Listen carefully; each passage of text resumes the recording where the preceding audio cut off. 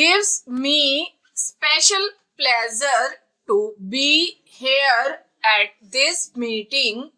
I must say that I was very much attracted by the name of this organization when I first heard of it, because it is something which at this moment of our development we are very much in need of.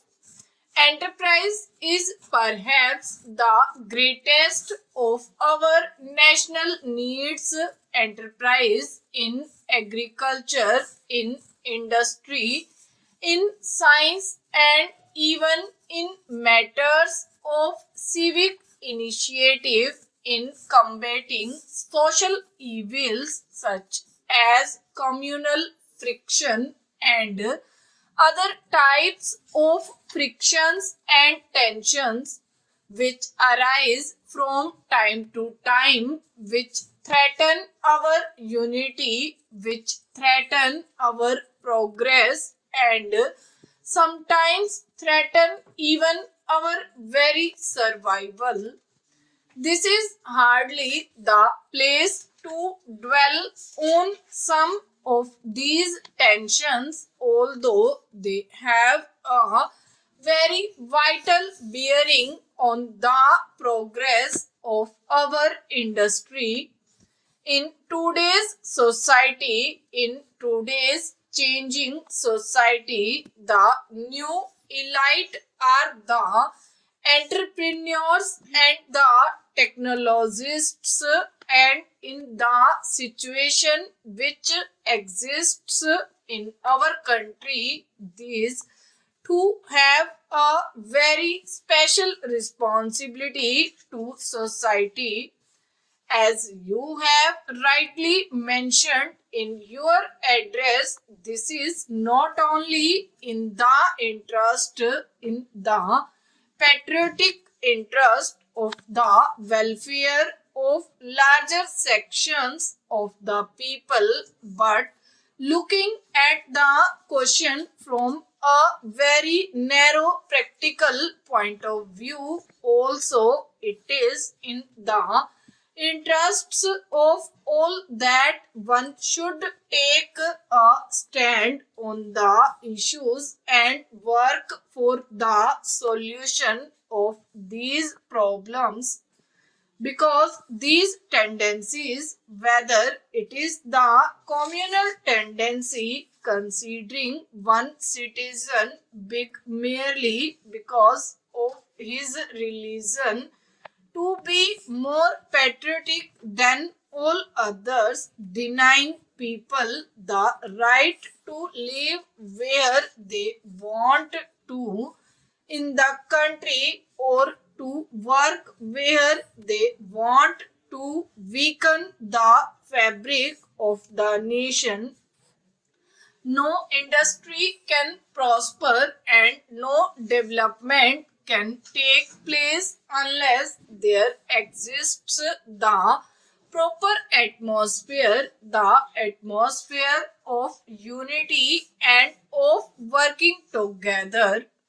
As you know, we have made tremendous progress in industry since our independence, but we have come to a stage when industry needs a special push. Not that we want to lessen the importance of agriculture, because our very lives are dependent on it, and industry itself is dependent on agricultural progress.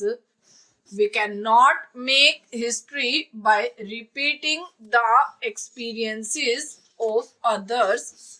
We have to be willing to forge out our own path, make our own mistakes, and learn from our own mistakes, and from the mistakes go on to achievements. In India, we have taken the socialist path. Our socialism does not envisage choking of private initiative. In fact, we have stood and we do stand now for a mixed economy in which both the public and the private sector are active.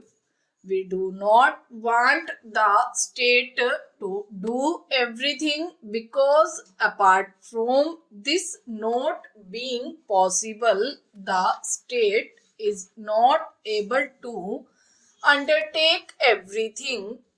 It is also not desirable for the state to do everything. What then is our socialism?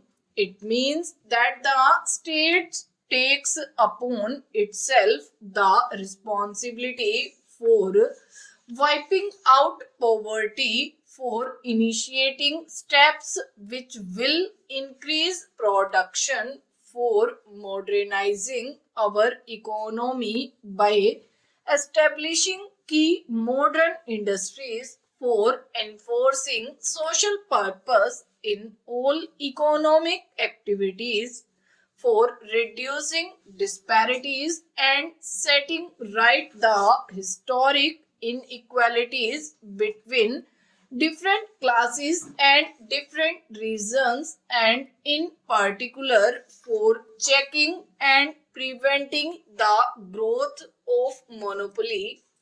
Now, all these are the responsibility of the state, but they are also the responsibility of industry and of all those who are interested in the growth of the nation. As I said just a short while ago at another meeting in this city, that whatever steps we are taking now or whatever steps we may take are all not with a view to trying to fit into a particular policy or a particular ideology. The policy and the ideology itself are made for very practical reasons and to meet the needs of the people. It is when social disparities increase that we have social tensions. It is when there is social tension that problems of law and order and instability and insecurity arise.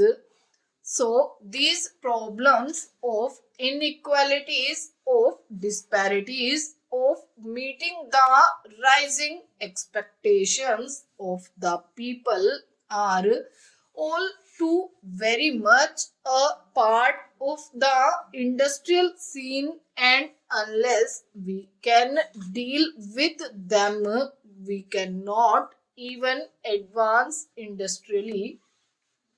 This task, which is so enormous, cannot be accomplished unless everyone, every section does play its part.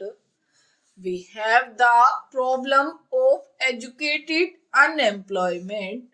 It has arisen partly because our industrial development and other development projects have not been able to keep pace with the rising number of educated young people. Another reason, though small, is that many of our educated young people wish to have only a particular type of job. They would like to work in particular places and cities rather than in villages on the mainland, rather than on remote islands or in the hills. So we have a situation where we have areas in India which are in need of engineers, of doctors, or mechanics, and many other such specialized people. This lead to new problem as unemployment in the country.